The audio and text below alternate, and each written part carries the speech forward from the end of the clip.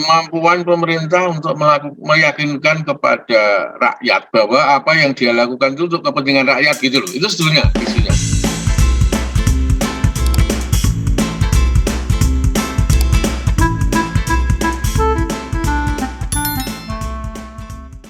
Selamat sore, selamat interaksi, salam sehat, salam ketemu kembali. Terima kasih tetap stay tune di podcast Literasi Komunikasi. Satu podcast yang mencoba menarasikan berbagai hal terkait literasi, kebijakan, dan komunikasi. Kami berharap dengan informasi, dengan diskusi yang kami coba paparkan di podcast ini bisa memberikan informasi yang penting, juga memantik semangat kita untuk lebih kreatif dalam menikmati setiap kebijakan yang ada di Republik ini. Kali ini kita akan berdiskusi dengan guru saya, Bapak Dr. Sukamdi. Beliau seorang peneliti senior di Pusat Studi Kebijakan dan Kependudukan di Universitas Gadjah Mada. Selamat sore Pak Kamdi, apa kabar Pak? Selamat sore Mas, kabar baik, alhamdulillah sehat. Iya, segar ya Pak Kamdi. Belakangnya itu penampakannya buku semua, luar biasa ya.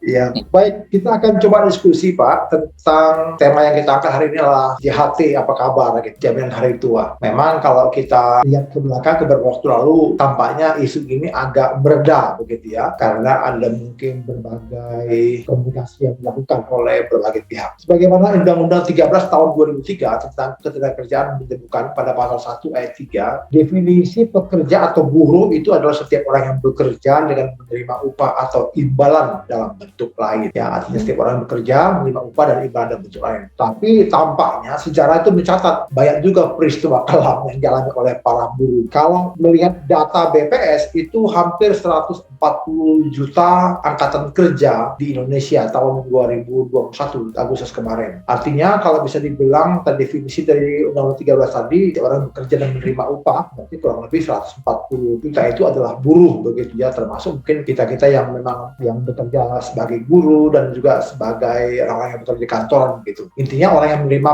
upah atau imbalan dalam bentuk lain. Nah, ini kalau kita kembali ke peristiwa yang saya sampaikan tadi, bahwa banyak peristiwa yang dialami oleh buruh Indonesia. Salah satunya misalnya pada akhir 2020 lalu, karena buruh menolak ya, dengan tegas menolak rancangan Undang-Undang Cipta Kerja yang digagas pemerintah. Nah, bagi buruh itu tidak berpihak pada buruh, sementara pemerintah bersikukuh menyatakan undang-undang itu bakal memberikan perlindungan bagi buruh. Yang lebih hebatnya lagi, bahkan di awal tahun 2020 lalu, buruh juga menolak Undang-Undang Cipta Kerja itu masuk dalam prolegnas, program legislasi nasional oleh parlemen. Nah, boleh dong minta pencerahan dari Pak Dr. Sukamdi. Menurut Pak Sukamdi, di mana Pak letak persilangan pendapat dan pemahaman di antara kedua belah pihak, antara buruh dan pemerintah? Monggo Pak. Terima kasih Mas Raja. Jadi saya kira kalau kita bicara perburuan ya, itu kan selalu muncul interest yang berbeda antara pengusaha dengan buruh gitu ya. Jadi kalau pengusaha itu kan bicara tentang profit ya. Sebagai pengusaha dia ingin perusahaannya ada profit. Nah, salah satu komponen yang bisa dikendalikan, yang diatur oleh pengusaha itu adalah upah buruh. Untuk menekan cost production, itu upah buruh. Sementara di pihak lain, buruh itu interestnya adalah meningkatkan kesejahteraan, dan itu basic tool-nya adalah upah.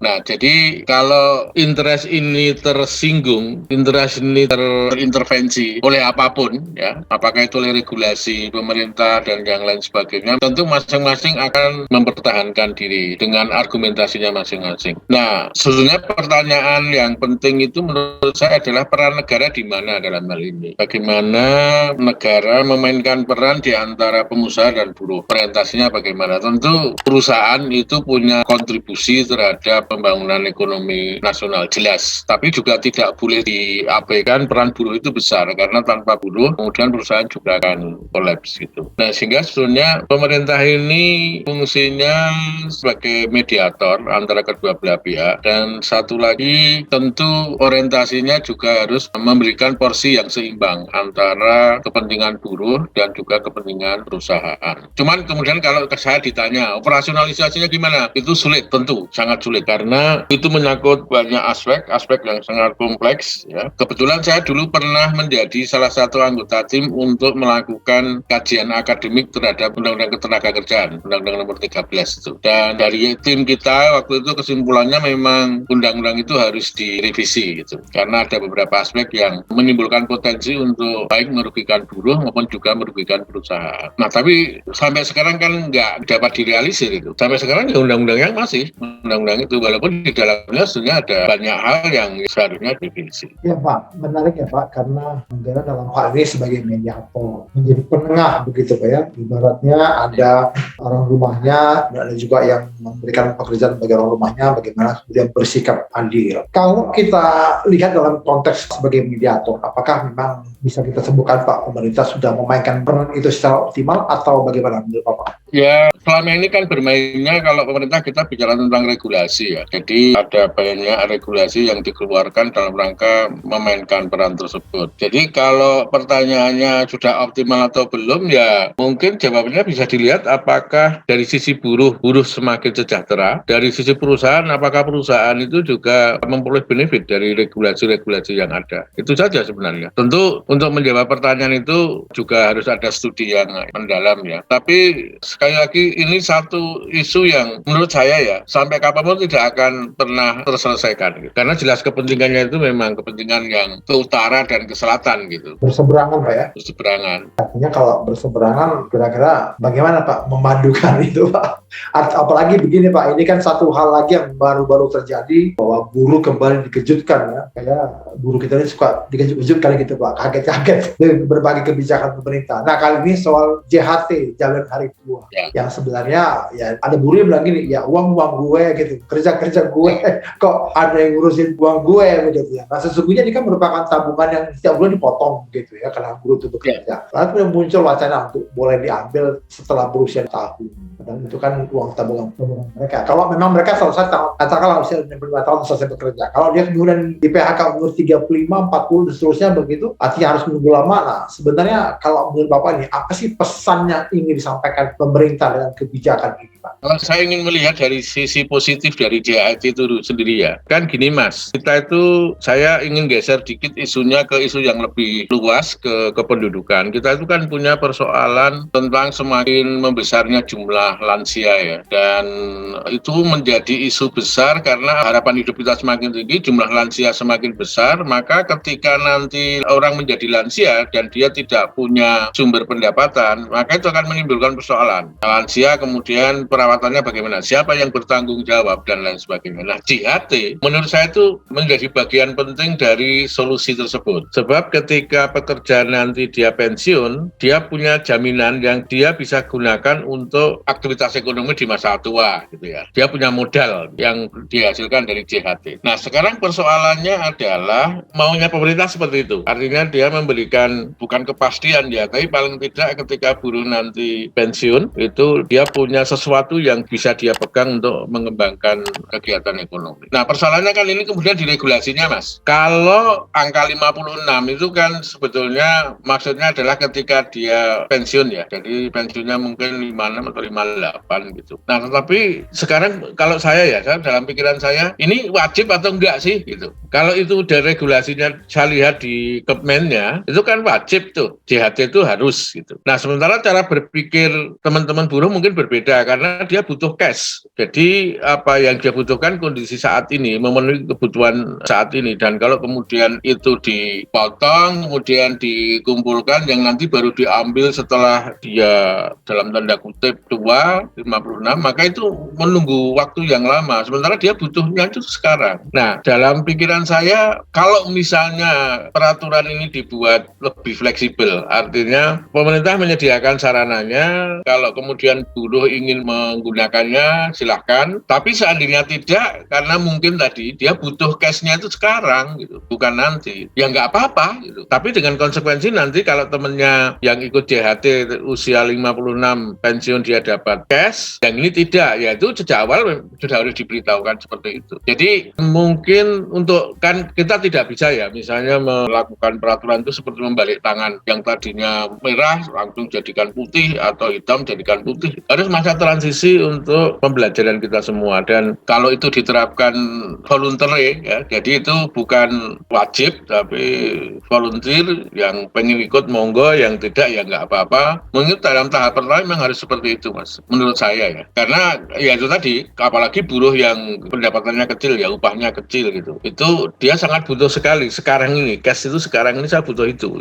Kan pemerintah juga kemudian sedang merevisi ya Pak undang-undang itu, kemudian nanti yang tadi Pak kan disebutkan, artinya kalau nanti memang dia butuh dia bisa cairkan. Nah kalau kemudian dalam aturan pemerintah kan memang itu diwajibkan Pak, semua buruh itu wajib menyimpan dalam JHT. Memang tujuannya sebenarnya bagus ya, untuk kemudian bisa memiliki jaminan hari tua, artinya ketika ada cash jaminan di hari tua nanti mereka masih bisa survive begitu. Nah hanya memang banyak pemikiran Pak, banyak kemudian informasi yang berkembang karena kebijakan ini dianggap bersayap gitu ya, artinya tidak jelas juntrungannya. Kalau sebenarnya dari sisi pemerintah sudah mengklarifikasi sejelas mungkin bahwa nanti itu digunakan untuk hari tua seorang buruh begitu, tapi oleh pihak-pihak lain kemudian dipelintir, diputar begitu, kemudian diarahkan lebih ke arah politis. Nah, saya mungkin tidak arah ke situ Pak, tapi yang saya mau soroti adalah sebenarnya kalau menurut Bapak dalam konsep tadi yang aturan main pemerintah yang bagus itu untuk kemudian buruh nanti di usia dia sudah 26 tahun dia punya tabungan yang bisa digunakan untuk kehidupan keluarganya, sementara buruh juga dibuat nyaman begitu Pak. Oh nanti saya akan punya tabungan itu, artinya dua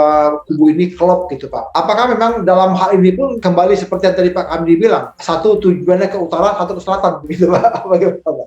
Kalau saya dalam konteks JHT itu sebenarnya pertama soalan ya, pemahaman tentang JHT sendiri itu yang pertama. Jadi semua punya pemahaman yang sama bahwa JHT ini adalah satu upaya untuk memberikan jaminan hari tua bagi buruh, itu pertama ya. Yang kedua, ini kalau sudah nyangkut duit itu kemudian isunya bisa melebar kemana-mana. Betul. Ya, jadi buruh ya sebagai objek dalam hal ini itu harus bukan diyakinkan, jadi pemerintah harus meyakinkan dan dia harus memberi garansi bahwa uang yang dikumpulkan dari JHT itu ya tidak kemana-mana gitu. Walaupun dalam beberapa penjelasan para birokrat ya itu mengatakan bahwa dana itu sudah ada aturannya nanti untuk dipakai untuk apa. Dan itu harus ada jaminan gitu. Karena saya sangat paham tentang kekhawatiran nanti bahwa jangan-jangan kalau sudah waktunya mau diambil nggak bisa diambil misalnya. Karena digunakan untuk kepentingan yang lain. Dan itu sekarang kan beritanya sudah melebar kemana-mana. Bahwa uang itu nanti akan digunakan untuk ini, untuk membiayai ini, dan lain sebagainya. Itu yang kemudian pemerintah harus meyakinkan dengan berbagai cara untuk menunjukkan bahwa ini loh, uangnya itu ada di sini, aman, dan setiap saat, setiap orang sudah punya kualifikasi untuk ngambil, ya diambil, nggak ada masalah. Gitu. Nah, nampaknya itu yang berdasarkan pengalaman-pengalaman yang sudah ya, kemudian orang menaruh prasangka nanti ini jangan-jangan uangnya digunakan untuk kepentingan yang lain dan pada waktunya harus dikembalikan kepada buruh, nggak ada uangnya misalnya. Itu saya kira dari sisi pemerintah harus meyakinkan seperti itu, karena saya yakin sebenarnya sekali lagi menurut saya ini poin positif ya, tidak hanya terkait dengan buruh tapi isu tentang lansia tadi yang semakin kompleks. Itu Mas Raja. Iya, menarik Pak, karena memang di dalam hitungan BPS pun lansia kita itu di usia 60 tahun ke atas itu akan meningkat juga Pak, seiring nanti waktu berjalan di 2030 begitu. Betul Pak, ini juga satu hal yang memang perlu diperhatikan oleh semua pihak. Nah, yang menjadi pertanyaan saya begini Pak, kira-kira siapa sih Pak pihak yang paling berkompeten memberikan satu statement policy kepada masyarakat? Karena kalau kita kemarin baca di beberapa media, Menteri Tenaga Kerja Ibu Ida itu menjelaskan bahwa Presiden sudah menyetujui bisa di 56 tahun baru dicairkan JHT. Tapi kemudian karena ada desakan publik nih Pak ya, secara bergelombang terus kemudian penolakan lalu kemudian itu dirubah. Maksud saya apa iya Pak policy seperti itu? Tadi Bapak juga bilang tidak bisa sebalikan telapak tangan begitu. Tapi ternyata dalam hal ini pemerintah kita sedang coba melakonkan apa yang tadi Bapak coba haramkan itu Pak. Bagaimana menurut Bapak? Ya kalau kita bicara lembaga yang paling kompeten ya harusnya kita bicara tentang pemerintah ya, karena memang itu tugas pemerintah itu untuk meyakinkan. Tapi kalau kemudian pertanyaannya pemerintah itu yang bagian yang mana, maka kemudian kita harus menunjuk pada lembaga yang bertanggung jawab terhadap hal ini. Gitu. Kemudian pertanyaan bisa dilanjutkan, apakah kemudian Kementerian Tenaga Kerja itu the only institution gitu? Menurut saya juga enggak, karena ini kan menyangkut nasib banyak orang yang tadi jumlahnya ratusan juta, sehingga juga bukan hanya pemerintah dalam pengertian Kementerian Tenaga Kerja, tapi juga pihak-pihak yang lain. Bahkan sekarang ini dengan desentralisasi itu menurut saya pihak pemerintah daerah, khususnya kabupaten kota, menjadi penting perannya di situ. Jadi artinya Bapak mau sampaikan bahwa even kemudian Menaker adalah pihak yang paling bertanggung jawab, tapi di dalam itu juga ada bagian pemerintah lain yang juga bisa harus saling bersinergi begitu Pak ya? Iya. Tapi Pak, menurut saya Pak, ini belum menjawab pertanyaan saya Pak. Lalu kemudian apakah bisa Pak, ketiba gitu kemudian arahan Presiden itu bisa merubah kebijakan yang sudah disusun oleh Menaker Trans itu Pak? Artinya gini, kita melihat kebijakan itu jadinya kok ya tidak ditata baik. Apakah memang ini menjadi satu style yang sekarang sedang booming atau bagaimana sebenarnya? Atau memang ada kondisi-kondisi tertentu yang memang diperhatikan sehingga kemudian ada berbagai kebijakan yang bisa mungkin ditarik ulur begitu? Itu sudah masuk ke ranah politik juga ya. Tapi menurut saya yang dibutuhkan oleh banyak orang mungkin bukan hanya soal JHT ya ini. Ini kita bicara soal kebijakan yang lain juga. Kemampuan pemerintah untuk meyakinkan kepada rakyat bahwa apa yang dia lakukan itu untuk kepentingan rakyat gitu loh. Itu sebetulnya isinya. Kalau kemudian soal JHT itu kan turunan yang, tapi ada banyak sebenarnya kebijakan yang orang kemudian juga meragukan. Betul nggak ini sih untuk kepentingan rakyat atau bukan sih gitu. Dan itu kan ya kalau kita bicara tentang presiden yang sudah menyetujui dan lain sebagainya, itu basis persetujuannya seperti apa, mungkin perlu juga ada penjelasan lebih lanjut tentang implikasi kalau satu regulasi itu kemudian dijalankan apa yang akan terjadi. Kan kita harus hitung juga cost benefitnya. Dan kita punya sebenarnya pengalaman yang menunjukkan bahwa ketika kebijakan itu dilaksanakan menimbulkan persoalan baru di masyarakat, dan untuk menyelesaikan permasalahan itu harus muncul kebijakan yang lain juga yang harus didevelop oleh pemerintah. Nah, ini kan kita harus belajar dari situ sebenarnya. Kalau mau dicoba banyak sekali pengalaman-pengalaman seperti itu. Artinya bisa dibilang sebenarnya setiap kebijakan itu memang tidak bisa lepas dari kebijakan lain ya Pak, untuk saling membuktikan bahwa kebijakan yang disusun itu berpihak pada rakyat. Begitu ya Pak ya? Ya.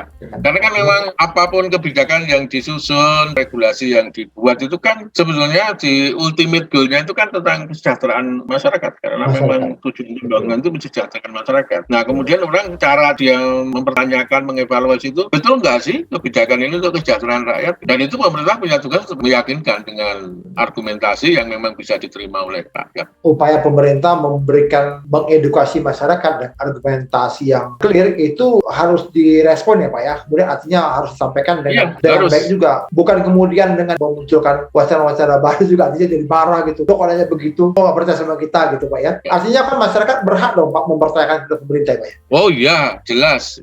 Apapun kebijakan itu kita boleh mempertanyakan dan kita berhak punya memperoleh jawaban juga tentang kebijakan itu.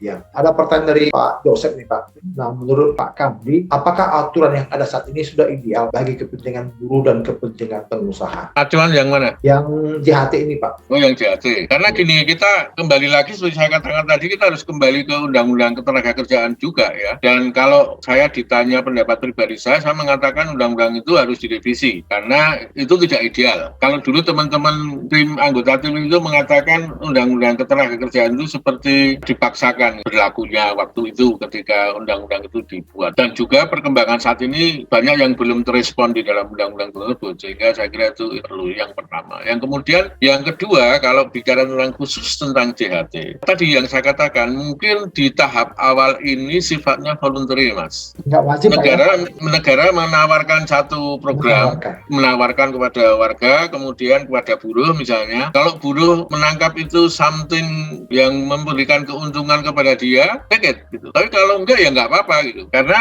pemahaman orang tentang benefit itu sendiri tidak langsung berjalan langsung saat itu juga, tapi harus melalui proses yang barangkali bahkan bisa memakan waktu cukup panjang, dan berarti harus sabar juga. Artinya kalau nanti ada buruh yang tidak mau, ada yang mau, itu juga harus ditanggapi secara demokratis ya Pak ya, dan harus memberikan semacam kewajiban bahwa harus begini.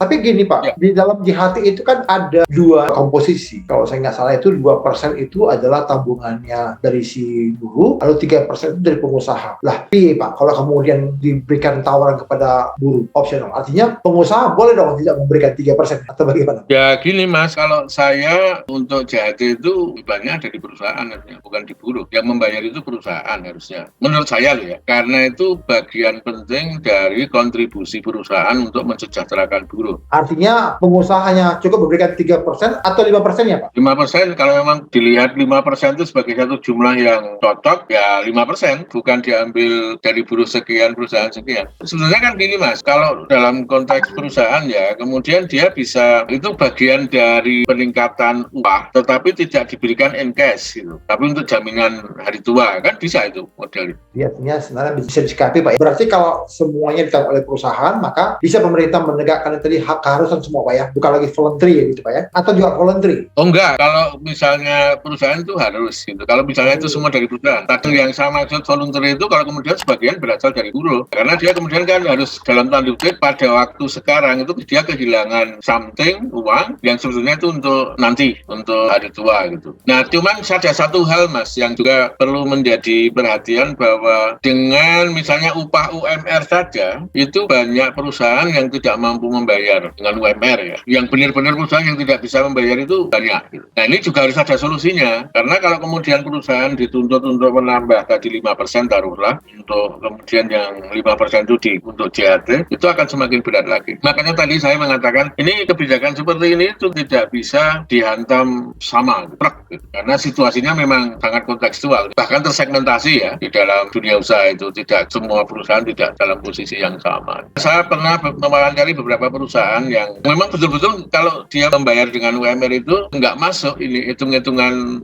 bisnisnya. Tapi ada juga yang mengatakan tidak mampu, yang sebenarnya dia hanya ingin menekan biaya atau cost dari upah buruh itu untuk meningkatkan profit. Ya ada yang seperti itu. Jadi artinya Pak, kalau kemudian bagi banyak perusahaan yang memang untuk UMR pun mereka berat, maka perlu dipikirkan lagi satu skema yang tepat ya Pak ya, yang bisa sama-sama win solution ya, baik bagi pemerintah, bagi buruh maupun bagi perusahaan itu sendiri. Tapi kalau memang perusahaan itu mampu, maka harapan Pak Kamdi tadi adalah supaya perusahaan itu sendiri yang memberikan 5% kepada pemerintah untuk JHT-nya buruh. Begitu Pak ya? Ya. Oke, ya. Menarik Pak. Nah, Pak Kamdi satu hal lagi Pak. Apa nih pesan yang Pak Kamdi ingin sampaikan kepada pemerintah dalam hal, salah satunya mungkin JHT Pak, tapi dalam konteks yang lebih makro adalah bagaimana kemudian buruh ini bisa dioptimalkan, diberdayakan, tapi juga bisa memberikan dampak ekonomi bagi masyarakat. Monggo Pak.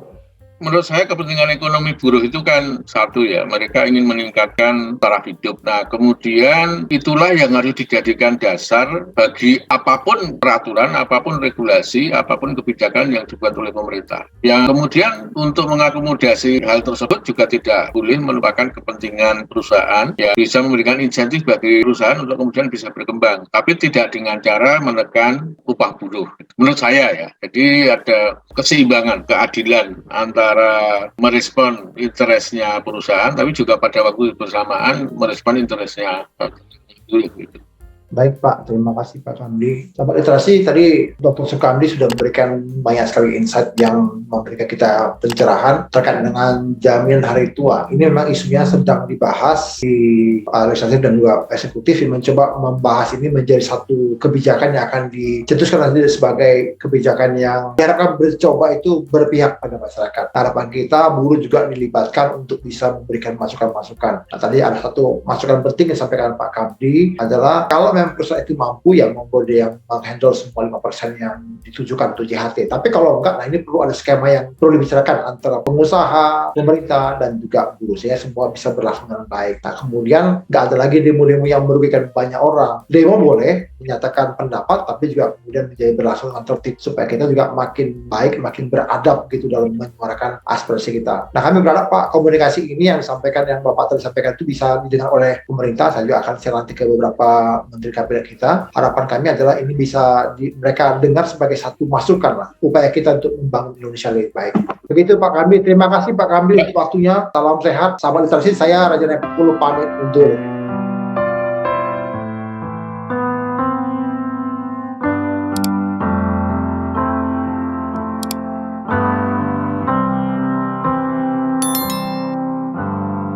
Another summer day is coming on our way, and Paris are wrong, but I wanna go home.